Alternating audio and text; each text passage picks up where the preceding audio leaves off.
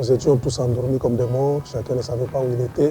Mais Dieu, dans sa grande miséricorde, il a renouvelé ses bontés et il nous fait grâce aujourd'hui de nous retrouver dans sa présence, dans notre culte dominical, pour partager ensemble la pensée de Dieu avec lui. Parce que la Bible dit, au commencement était la parole et la parole était avec Dieu. Si nous apprenons à mettre en priorité cette parole, je crois que le Seigneur fera beaucoup de choses dans notre vie.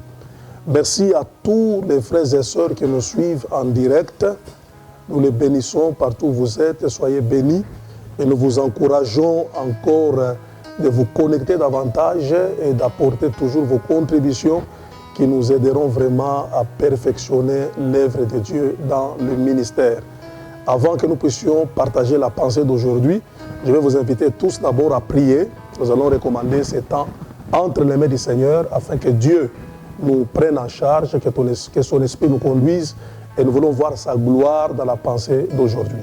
Prions tous ensemble dans le nom de Jésus de Nazareth. Seigneur, encore une fois, nous venons te dire merci. Merci pour ta fidélité parce que tu as promis d'être là. Tu es Emmanuel, le Dieu qui sait être là. Merci beaucoup pour ta présence. Nous voulons sanctifier ce temps par la prière afin que ton esprit nous prenne en charge. Nous élevons la puissance de la croix et nous proclamons la victoire et ta seigneurie. Père, bénis ton peuple qui nous suit en direct, qui nous suit de partout. Au nom de Jésus, nous prions avec multiples actions de grâce. Ensemble, nous disons Amen. Encore une fois, Amen. Que Dieu vous bénisse. Je crois que partout où vous êtes, je vais vous inviter à prendre votre Bible. Nous allons encore une fois nous entretenir sur la foi. Parce que c'est le sujet que Dieu ne cesse pas de nous mettre à cœur. Il sait pourquoi il est fait. Et nous ne sommes que des serviteurs. Nous devons nous aligner sous l'autorité de sa parole. Dieu continue à nous inspirer sur la foi depuis que nous avons commencé à intervenir. Et aujourd'hui encore, nous allons parler sur la foi. La fois passée, nous avions parlé sur l'espérance qui ne trompe pas. Mais aujourd'hui, nous parlerons sur les héros de la foi. Les héros de la foi. Et pour ce sujet, je vais vous proposer deux tests. Le premier test, nous le trouvons toujours dans le livre des Hébreux, au chapitre 11. Nous lirons les versets 2 et nous ferons la lecture kangourou. Nous sauterons pour aller aussi remarquer le verset 32. Hébreux chapitre 11, les versets 2 et le verset 32. Je vais lire dans le nom de Jésus-Christ. Pour l'avoir possédé, bien sûr, il s'agit de la foi, les anciens ont obtenu un témoignage favorable. Pour l'avoir possédé, les anciens ont obtenu un témoignage favorable. Allons-y poursuivre au verset 32.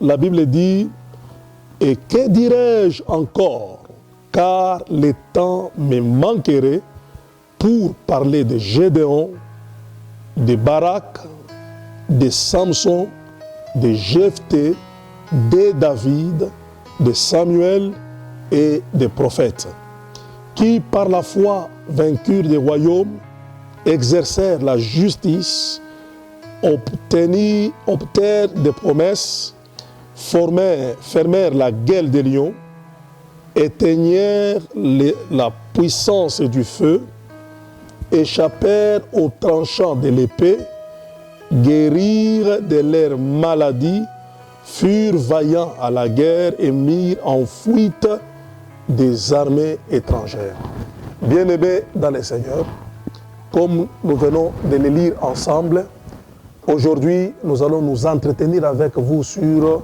les héros de la foi. Les héros de la foi. Je rappelle, parce que c'est important, la fois passée je l'ai dit, qu'on ne peut pas parler de la vie chrétienne sans la foi. On ne peut pas s'approcher de Dieu sans la foi. Parce que c'est par la foi que nous croyons que Dieu existe. L'existence de Dieu, nous ne le comprenons pas par le cerveau, C'est par la foi que nous croyons que Dieu existe et il est le rémunérateur de tous ceux qui les cherchent. Et vous devez savoir que même dans le monde de la prière, vous ne pouvez pas prier et s'imaginer à obtenir des résultats sans la foi. Voyez-vous que la foi devient un élément incontournable dans la vie chrétienne. C'est pourquoi je comprends le pourquoi que Dieu poursuit en nous mettant ces sujets dans les cœurs. Et aujourd'hui, nous parlerons sur les héros de la foi. Bien-aimés dans le Seigneur. Hébreux chapitre 11, le verset 2. La Bible dit, les anciens, pour l'avoir eu, ils ont obtenu des témoignages favorables. La foi n'est pas un élément stérile. Tu ne peux pas dire que tu as la foi, mais il n'y a pas des œuvres qui justifient cette foi. Tu ne peux pas dire que je marche par la foi, je crois dans le Seigneur Jésus-Christ, mais il n'y a pas des œuvres justificatives qui démontrent que véritablement la personne a la foi. Les anciens de la Bible, les gens qui nous ont précédés dans la foi, les prophètes et toutes ces personnes qui ont cru en Dieu, la Bible dit qu'ils ont obtenu des témoignages favorables tout simplement parce qu'ils avaient la foi. Et je crois que partout où vous êtes en train de nous suivre, la pensée de Dieu, ce n'est pas de continuer à dire que j'ai la foi, mais beaucoup plus ta foi sera justifiée par les œuvres que nous appelons les œuvres de la foi qui découleront de la foi que tu as en Dieu. C'est pourquoi, bien-aimés dans le Seigneur, nous comprenons que la vie chrétienne elle-même, ce n'est pas une vie de fanatisme. On n'adhère pas à Jésus-Christ sans comprendre par fanatisme, non. Jésus-Christ est réel et il y a des choses qui nous prouvent, il y a des choses qui nous convainc de donner notre vie au Seigneur Jésus-Christ. Et c'est pourquoi j'aimerais un peu corriger même les prédicateurs qui mettent Thomas sur la liste des incrédules. Parce que souvent quand on parle de l'incrédulité, qui est le contraire de la foi, on pense toujours à Thomas. On dit que Thomas était un incrédule, il n'avait pas cru. Non, Thomas ce n'est pas vraiment un incrédule, mais j'aspire vraiment à sa manière de comprendre les choses. Parce que Thomas s'est dit, j'étais témoin de la mort. J'ai vu comment Jésus a été arrêté à Gethsémane et tout ce qu'on a fait de lui, la barbe est arrachée, on l'a cloué, on l'a condamné, on l'a crucifié et il est mort. J'ai vu. Mais vous vous réveillez le matin comme ça, vous venez dire que c'est Jésus-là que tu as vu mourir, il est revenu à la vie. Et Thomas s'est dit, non, non, non, non, pas question. Si je ne le vois pas, si je n'expérimente pas, si je ne touche pas ces mains qui étaient percées, en tout cas, je ne peux pas adhérer à cela. Voyez-vous cela? Ce n'est pas qu'il était incrédule. Thomas avait une certaine soif, une certaine vision de croire par une certaine preuve pour que sa foi ne soit pas fondée sous le discours des hommes, mais sous la puissance de Dieu. Et bien aimé, je crois que Dieu qui est dans les ciels, il respecte la vision de ses enfants. Dieu respecte la vision. Si tu veux voir la gloire de Dieu, Dieu respectera ta vision. Si tu veux expérimenter l'autorité de Dieu, Dieu respectera ta vision. D'ailleurs, lui-même a dit, tout ce que vous lierez sur la terre sera lié dans les cieux. Et souvent, nous pensons seulement aux démons. Non, Dieu respecte la vision des saints. Lorsque les saints prennent la décision sur la terre, ils désirent voir quelque chose, le Seigneur peut les accompagner parce qu'ils ont manifesté eux-mêmes la soif de voir la chose qu'ils désirent. Et savez-vous qu'on ne peut pas amener à la rivière celui qui n'a pas soif. On ne peut pas faire boire à quelqu'un qui n'aspire pas de l'eau. C'est pourquoi ce matin, je voudrais que vous soyez animés de la soif, que vous ayez la faim pour voir les œuvres de la foi. Amen. Les gens qui ont eu la foi, ils ont obtenu des témoignages favorables.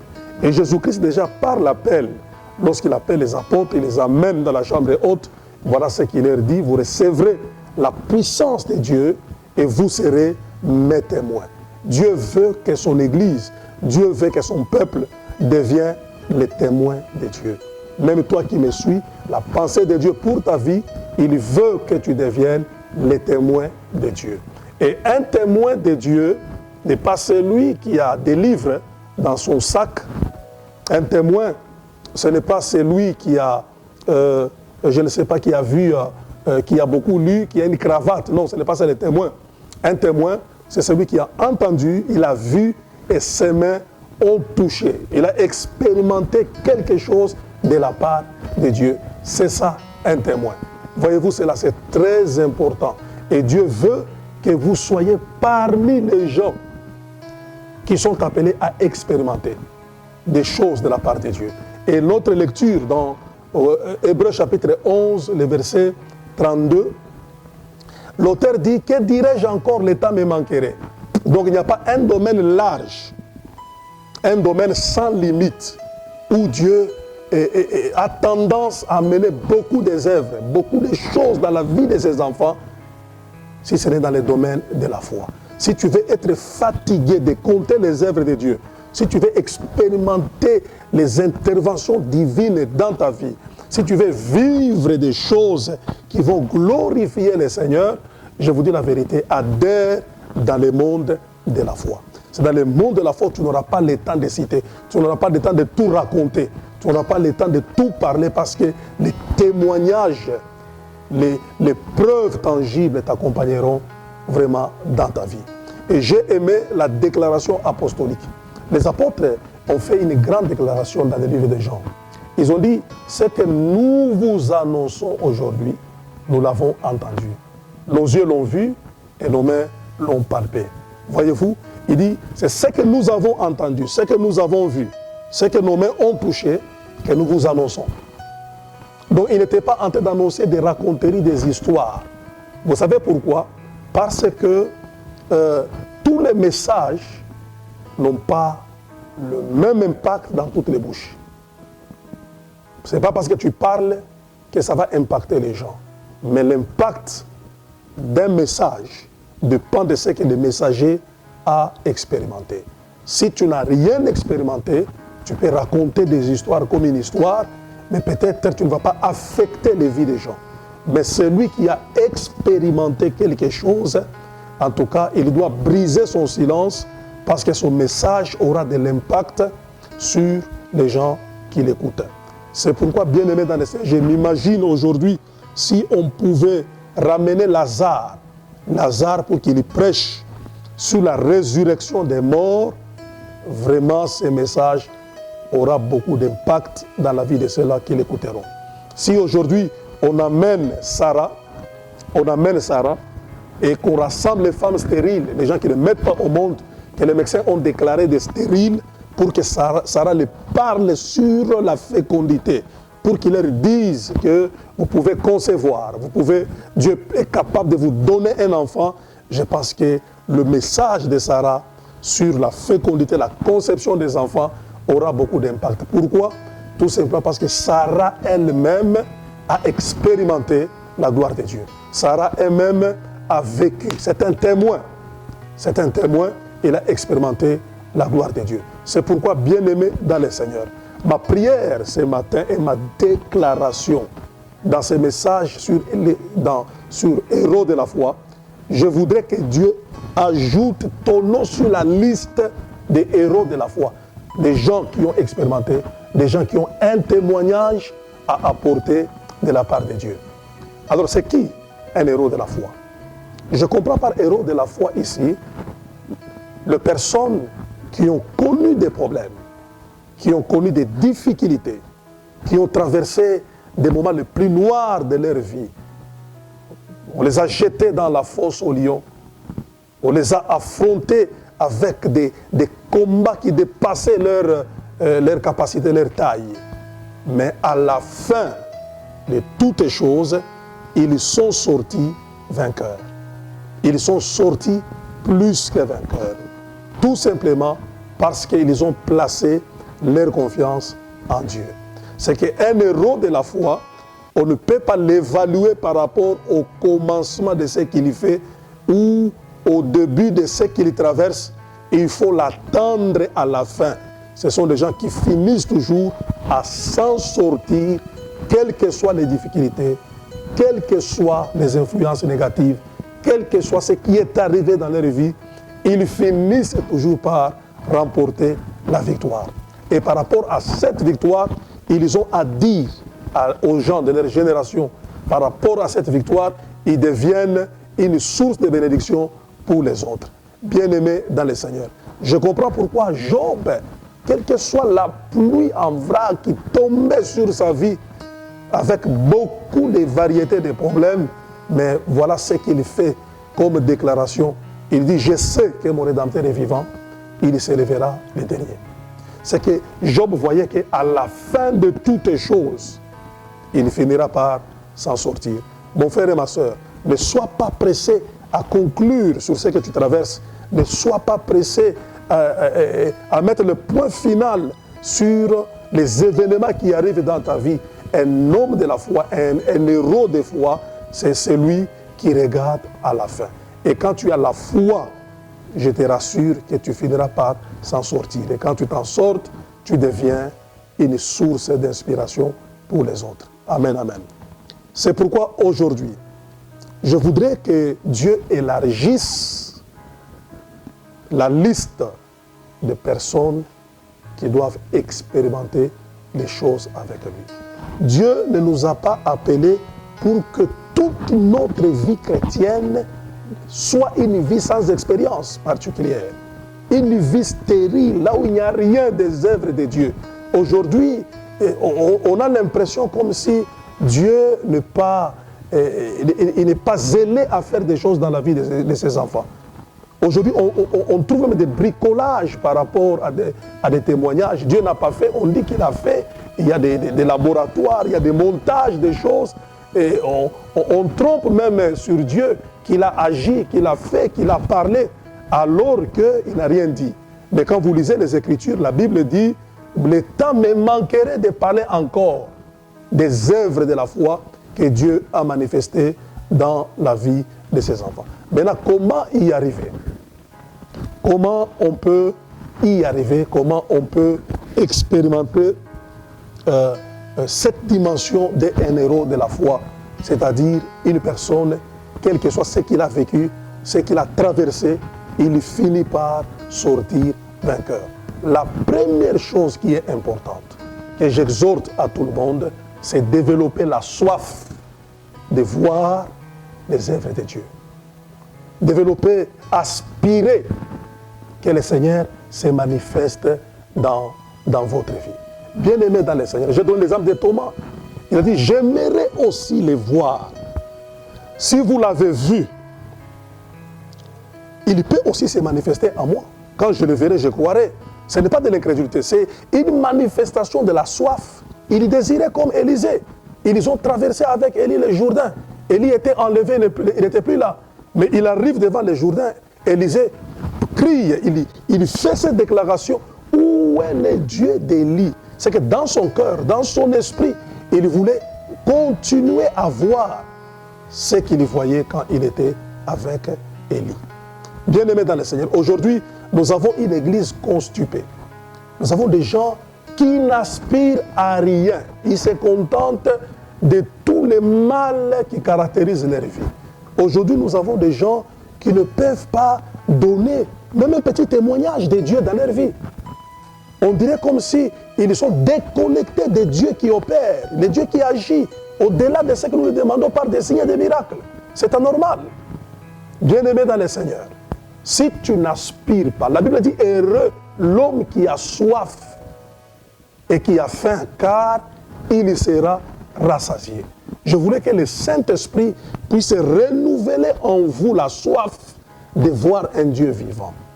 Aspirer de voir un Dieu puissant, tu finiras par le voir. Amen, amen. C'est ce qui est important. Vous savez, j'ai lu sur les produits pharmaceutiques, il y a une date de fabrication et une date d'expiration. Aujourd'hui, nous sommes fatigués avec les mêmes témoignages. Ça fait 20 ans, tu nous parles toujours que Dieu t'avait béni, il a intervenu, Il t'avait donné les souliers. Ce n'est pas mauvais. Nous savons que Dieu t'a donné les souliers. Mais ça fait 10 ans que tu ne donnes que ces témoignages. Il n'y a pas que ça que Dieu peut faire.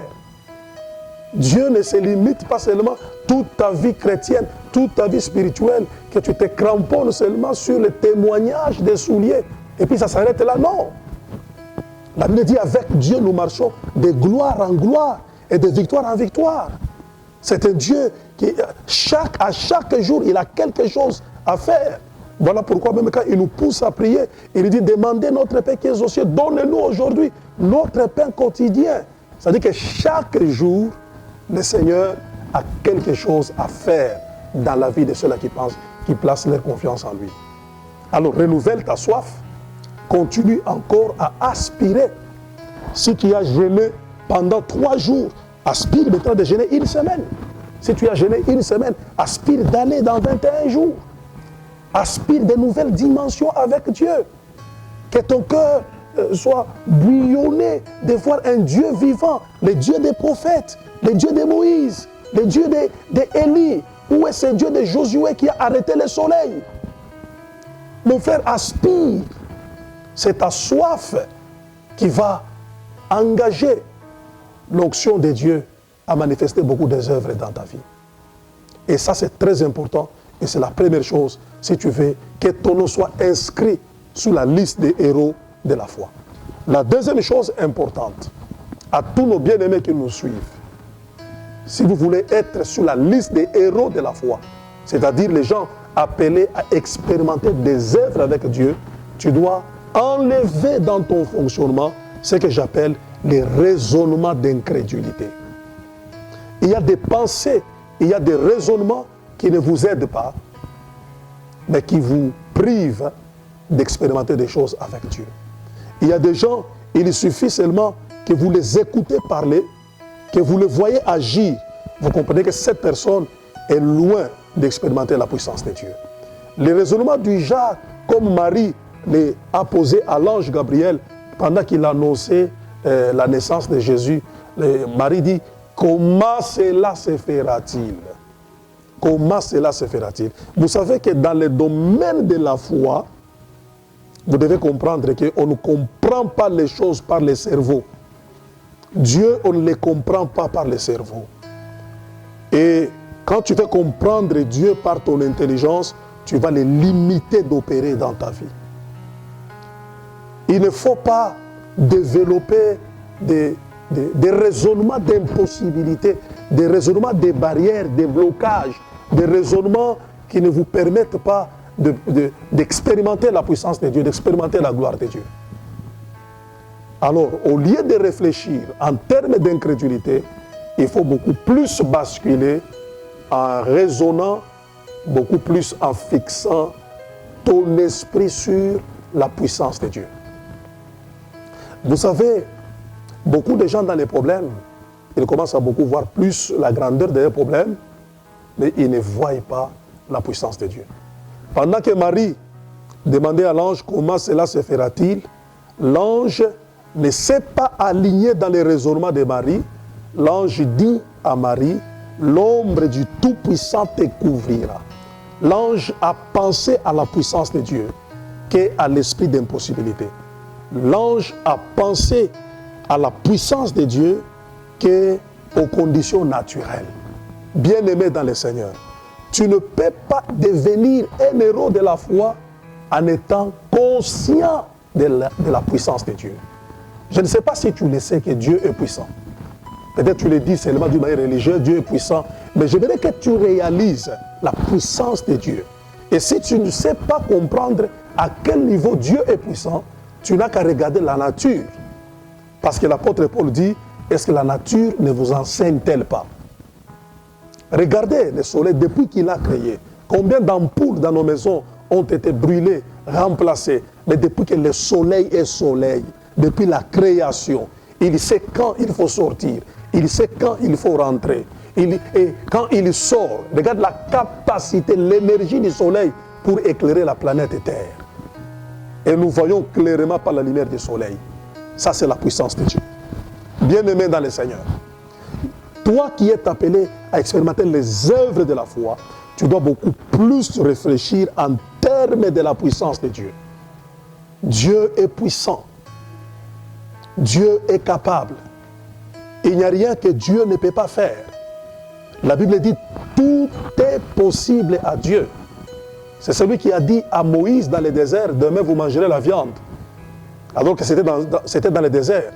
Et Moïse, en tant qu'il réfléchit des raisonnements d'incrédulité, il dit, comment cela se fera-t-il? Dieu lui dit non. Est-ce qu'il y a-t-il quelque chose qui soit difficile à Dieu? Et pour amener cette viande, Dieu a libéré le vent. C'est le vent qui a rassemblé les oiseaux, les écailles, et ça a ramené la viande entre les mains des enfants d'Israël. Et ils ont mangé et ils ont reconnu la puissance de Dieu. Bien-aimés dans le Seigneur, en tant que héros, vous devez développer la notion de la puissance de Dieu.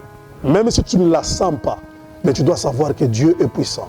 Tu dois savoir que Dieu est capable. Et sa puissance n'a pas de limite. Sa puissance est au-dessus de toutes les puissances. Sa puissance est capable de manifester sa gloire et d'amener des choses auxquelles tu n'as jamais expérimenté. Et ça, c'est un élément très important. Je te conseille, bien-aimé dans le Seigneur, ne développe pas la science dans ta vie chrétienne. Ne cherche pas à opérer dans des réflexions d'incrédulité. Et vous savez, tout esprit d'incrédulité est toujours manifesté par les doutes et la peur. Les doutes et la peur. Tu ne peux pas dire que tu as la foi, tu doutes dans le cœur, et tu ne peux pas dire que tu as la foi, en même temps tu as peur. La peur et les doutes sont les preuves de l'absence de la confiance de Dieu dans ton cœur. C'est pourquoi Jésus a dit, tout ce que vous demanderez en priant, croyez que vous l'avez déjà obtenu. Si vous ne doutez pas dans votre cœur, vous le verrez s'accomplir. Tu ne peux pas devenir un héros de la foi en développant l'esprit de doute et de peur. Et je vous conseille de douter vos doutes. Ne faites pas confiance à vos doutes. Chaque fois quand tu doutes, chaque fois quand tu commences à hésiter d'expérimenter quelque chose de la part de Dieu, sache qu'il y a manque de foi. Mais quand tu mets ta foi et ta confiance en Dieu, tu finiras par expérimenter la gloire de Dieu. Et la troisième chose qui est très importante, avant que nous puissions terminer pour aujourd'hui, nous ne devons pas seulement aspirer à avoir la soif d'un Dieu vivant, nous ne devons pas seulement enlever les raisonnements d'incrédulité et beaucoup plus penser à la puissance de Dieu, mais nous devons aussi oser. Les hommes de la foi osent. Ce sont les hommes audacieux, les hommes qui essayent avec Dieu. Qui essayent avec Dieu. Et pour arriver à essayer, à oser, parce qu'il y a la foi et les actes de la foi. Si tu veux entrer dans le monde de la foi, dans les œuvres de la foi, je te dis la vérité, tu dois oser. Tu dois essayer certaines choses, tu dois poser les actes qui prouvent que véritablement cette femme, cet homme a la foi. Mais pour arriver à poser les actes de la foi, la première chose que tu dois éviter dans ta vie, c'est chercher à suivre l'opinion de ton environnement. L'opinion de ton environnement, c'est-à-dire, qu'est-ce que les gens diront? Oh, si je fais ça, les gens vont me qualifier de ceci ou de cela. Celui qui veut aller plus loin avec Dieu, très loin plutôt avec Dieu, il doit savoir ne pas se laisser emporter par les ondits des gens. Regardez l'exemple de l'apôtre Pierre. Ils sont dans la barque, ils voient Jésus qui marche sur les eaux. Il n'a jamais vu ça. Bien-aimé, ce n'est pas parce que toi, tu n'as jamais vu quelque chose que la chose n'existe pas. Ce n'est pas parce que toi, tu n'as pas encore expérimenté quelque chose que les autres ne peuvent pas l'expérimenter. Mais Pierre, j'ai aimé sa foi positive parce qu'il dit, Seigneur, si c'est toi, permets que je marche sur les eaux. Peut-être que tu lis seulement les Écritures, mais tu n'as pas l'image de la mer. Tu n'as pas l'image de l'océan. Il y a des vagues, il y a des vents terribles, et quelqu'un doit sortir dans la pirogue pour marcher sur les eaux. Et Jésus dit que c'est moi, viens. Vous savez, pendant ce temps, Pierre, attention, tu risques maintenant ta vie, tu t'engages sur un chemin qui peut amener la mort. Tu ne peux pas devenir un homme de la foi, un homme des œuvres de la foi, un homme qui est appelé à expérimenter de grandes choses si tu continues toujours à te laisser convaincre par les bruits du dehors, par les influences négatives de ton environnement.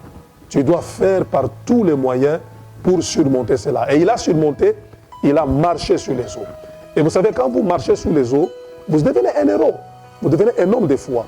Et voilà 3 choses importantes quand vous devenez un homme de foi. La première chose, vous devenez une source d'inspiration. Les gens seront inspirés par vous. En vous regardant, ils comprendront beaucoup de choses. Votre vie devient un ravitaillement de révélation, un ravitaillement d'inspiration. La deuxième chose, quand vous vous démarquez parce que vous avez remporté la victoire sur les opinions de votre environnement, vous devenez aussi une source d'encouragement. C'est que les gens seront encouragés par votre vie. Il y a des gens, il ne suffit pas de monter à la montagne, il suffit de les croiser, d'apprendre ce que Dieu a fait pour eux. Tu es encouragé. Même si tu étais découragé, tu étais fatigué, tu reprends le courage, tu te dis non, non, gloire à Dieu. Comme Dieu l'a fait avec lui, il le fera aussi avec moi. Et en fin de compte, pour terminer, bien-aimés dans le Seigneur, nous ne pouvons pas vivre dans un monde sans référence. Le monde a besoin d'avoir des échantillons, des gens qui ont précédé à expérimenter les choses avec Dieu, que j'appelle Élisabeth. L'ange a envoyé Marie chez Élisabeth, et quand Marie a vu Élisabeth à son 6e mois, Marie a cru, sa foi a été activée et motivée. Lorsque tu deviens héros de la foi, tu deviens une référence. Les gens vont se référer à toi pour parler de Jésus-Christ. Les gens vont chercher à connaître ce que Dieu a fait avec toi pour qu'ils continuent aussi à marcher ensemble avec le Seigneur. Voilà pourquoi aujourd'hui, je t'encourage que ta vie a une grande mission qui consiste à manifester la gloire de Dieu. N'amène pas ta vie dans n'importe quoi. Bien-aimé dans le Seigneur, ça sera une grande gloire lorsque ton nom aussi est inscrit sur la liste des héros. Je suis convaincu et je crois ce matin, après avoir entendu ce message, ta vie a changé. Après avoir entendu ce message, la puissance de Dieu va te localiser là où tu es et va te transporter à expérimenter la gloire avec Dieu. J'aimerais que tu retiennes ceci parce que maintenant je te considère comme un héros de la foi. Chaque fois quand tu verras des problèmes, des difficultés dans ta vie, ne pense jamais que ces choses viennent pour t'engloutir. Mais souviens-toi que ce sont des opportunités que Dieu a permis pour que tu expérimentes la gloire de Dieu. Et je sais que demain, tu auras un témoignage à nous donner. Que le Seigneur de gloire vous bénisse.